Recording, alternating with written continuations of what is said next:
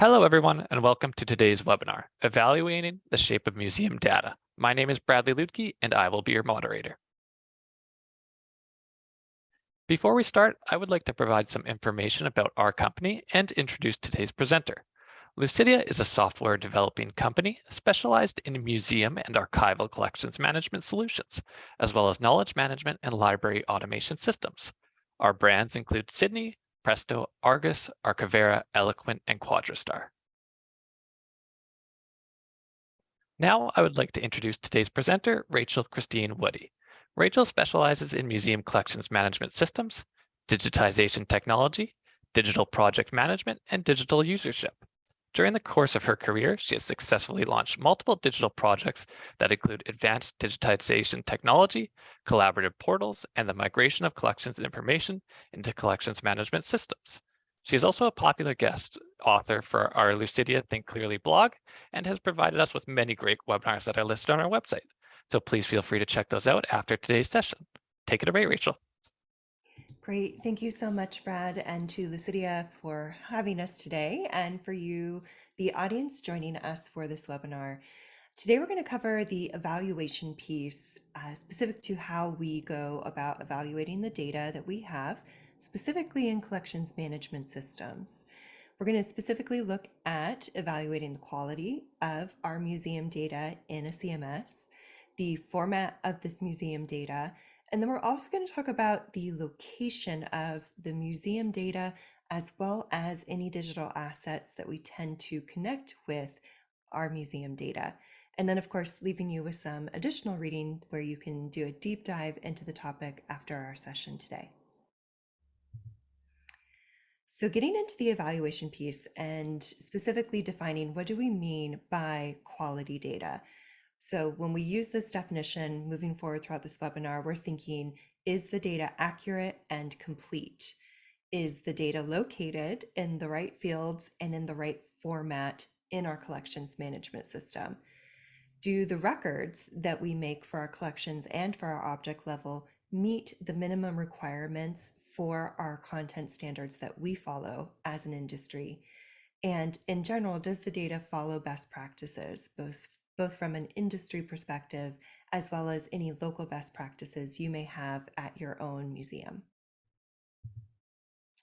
And then getting into recommendations for how to evaluate. So when we're thinking about evaluating the quality of our museum data, we want to make sure that we're reviewing the data as an aggregate. This makes it easier for us to spot if data is missing or if there's mistakes. Also, if you are not able to somehow view your data in the aggregate, and if you have a collections management system in place, chances are you have access to reporting features, and you can run a search query or report to help identify if there is missing data in fields that you would usually use, or if you know that there's been like a common mistake throughout some of your data. For example, if an artist name was misspelled, there are reports you can run to identify those as well. And then review the controlled list to ensure accuracy and no duplication. This particularly is if you are using a controlled vocabulary that you've created from scratch versus using a controlled vocabulary available through like various Getty, like the Art and Architecture Thesaurus or Nomenclature 4.0 subjects. If you are not using one of those predetermined hierarchies for your controlled vocabulary, then reviewing these lists is definitely another element of evaluation that you should need to do. Okay, and then for evaluating the format of museum data, this is typically referred to as data schema. And schema is essentially like the recipe of a dish you're cooking, and each of the data fields are the ingredients you're using. So a schema is more of that higher level. What does this record look like? What type of fields should we be using for this record? And there are a few different data schemas that our industry, as well as the archives industry, can use. The most popular one, or the most universal one, is Dublin Core. This one is fairly popular because it's easy to apply. There is just 15 fields that they consider their core standard, in addition to dozens, if not hundreds, of other fields you can use as optional. Also, Dublin Core makes it easier for any sort of OAI harvesting protocol. So if your particular museum collection is then harvested and contributed to a consortia portal, for example, any sort of collaborative portal like Digital Public Libraries of America, using Dublin Core as your schema makes it easier for organizations like DPLA to come and harvest your data and include it in their larger aggregate for discovery in their portal. Another major popular one, more so for archives, is encoded archival description and how an archives collection is typically captured, the data fields that they use. Other common ones, and especially depending on what type of museum collection you have, if it's a little bit more specialized, for example, in visual media, you may be following International Press Telecommunications or IPTC schema. Another common one, but more so for our library friends, though I have found this particular one in both museum and archives, is machine readable cataloging or MARC cataloging, perhaps one of the oldest schemas that has existed for us. Other common ones, metadata object description schema or MODS, and resource description framework, RDF. And then evaluating the format of the museum data. So we talked about the data schema, and if you remember my analogy with the recipe for cooking a dish, so we just looked at different recipe cards, essentially, different data schema that you can use, and to be familiar with what sort of fields may be available to you in the schema. Now we're shifting focus a little bit more drilled in or zoomed in on the fields themselves and the standards that may dictate the content that goes in these fields. So in this case, we're taking a look at the actual ingredients to our recipe, figuring out how much of the ingredients we need, what sort of format are they supposed to be in to meet standards of our recipe.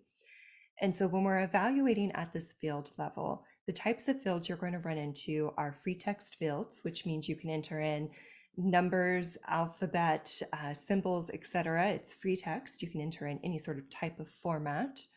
We also typically have, especially if we're using a CMS tool, the access to the calendar feature. And so making sure we're selecting and incorporating calendar elements for the data fields where this makes sense and is recommended. We'll then run into both flat and hierarchical vocabularies. These can sometimes be homegrown, but more commonly these tend to be used like the Getty Art and Architecture Thesaurus, or for museums, nomenclature is another huge one that helps to dictate this vocabulary. We'll then also run into any sort of drop-down, and then while drop-downs can be vocabulary, in this sense, I mean it's more of a selection of types. So if we encounter a drop-down field, it's usually to select and indicate a type of item or a type of record we're creating versus selecting a vocabulary. And then reference fields. So reference fields typically, you may also hear them referred to as virtual fields, is where data is presented in the record, but that data actually lives and is entered and editable somewhere else in the collections management system. So being familiar with what fields are required for your recipe and what sort of ingredients are expected, what sort of format those ingredients are in this case data, how those are entered into our records, do they follow the best practices of our field, and do they follow the best practices of any of your local practices specific to the type of collection that you have. Next, we want to evaluate the format of our museum data, and specifically the format of how it can be extracted or exported from our collections management system. While this information is not necessarily information you need to have every day for everyday use, it is incredibly helpful information to have if you're ever contributing to a collaborative portal and there's not a harvest protocol in place. If you are ever migrating to different systems from one CMS to another, or if you're using a partner system. For example, if you have your collections management system up and running and now you are combining with it a separate digital asset management system. So perhaps a situation where you would like data from your collection to be shared to another system to help in this example with your digital asset management. So knowing where you can find this information and knowing how you can get your data out, what sort of format that looks like, is important for those type of elements. The most common export format is the comma separated value file format. This is the .csv files. These are the most common and they'll be the most familiar to you in a spreadsheet format. These, especially in our collections management systems, are how our data can go in a system as well as how it can exit a system. Another common, maybe not as common, but certainly well used is the JavaScript object notation format, or JSON or JSON for the file extension. And then if you're using some sort of encoded markup language, usually more typical for the archives collections, you may be looking at extensible markup language or XML files. And then evaluating and identifying your location of your museum data. So knowing what sort of file it can extract from is great. We also have to know where the data actually lives within the system, as that helps to dictate how it may be able to interact or not with other projects as well as other systems. For some museums, if you don't have a CMS in place, then perhaps you're using a spreadsheet, which is a great place to start if you don't have a CMS yet. Or you may be using a homegrown system, for example, FileMaker Pro. It is a fairly common homegrown system tool. Or you could be using open source, any of the somewhat low cost to free open source products. For example, Omeka is a popular open source product that provides some rudimentary collections management system functions, and so your data may be living in an open source CMS. There then is the proprietary CMS with an on-premise setup. This used to be very common before relying on cloud services or software as a service. The SaaS model was downloading software to our specific local computers or a local server. For example, Past Perfect is typically a tool that is an on-premise tool, though of course they are evolving currently. And then what is more common today is a proprietary CMS, but in the cloud setup. So it doesn't need to be on your local computer. It is reachable, or you're able to log in and use wherever there's an internet connection. And so there's the cloud setup for where your data is actually living, which means it doesn't necessarily live in a cloud, but of course, dispersed across the various servers that your CMS provider happens to have set up and use. And then evaluating location for your digital assets. So for some of us, our data and our digital assets live in the same collections management system or live in the same or similar place, which is good, and how we're able to link our digital assets to our collection records, to our data. However, that wasn't always the case, and in some instances is still not the case, where our data lives somewhere separate to our digital assets. Sometimes we can get them to talk together, but not always. And so if you're working on a project where your data may be moving, or you need to do massive evaluation, you also may need to do the same in tandem with your digital assets. So digital assets can live on your local computer or server. Hopefully you have some sort of data or digital asset backup in place, because when things live locally, they are more at risk for loss or damage. The next most common is that it's in some sort of cloud service. So if you don't have your assets living in a CMS or a DAMS, it's possible that they could be living in something like Dropbox, Google Drive, Microsoft SharePoint, one of those not quite built for digital asset preservation, but certainly built for digital file storage, collaboration, file sharing.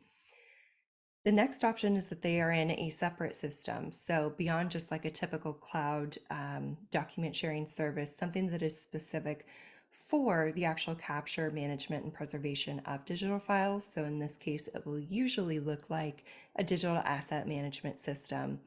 And then the last option, which is more preferred from a sense of ease perspective, from our viewpoint, is that your digital assets actually do live and commingle with your museum CMS. So we have some additional reading. I know what we covered today was an overview of the different evaluative elements for taking a look at our data for improvement and making it better.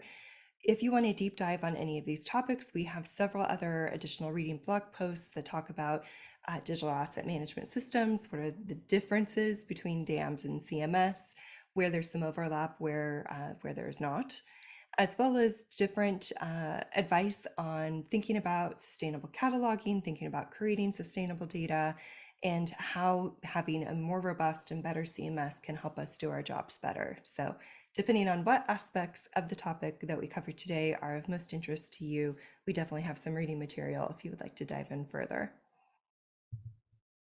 So in conclusion, we covered different evaluative areas. First, taking a look at what is the definition of quality data to help use as our measurement tool moving forward.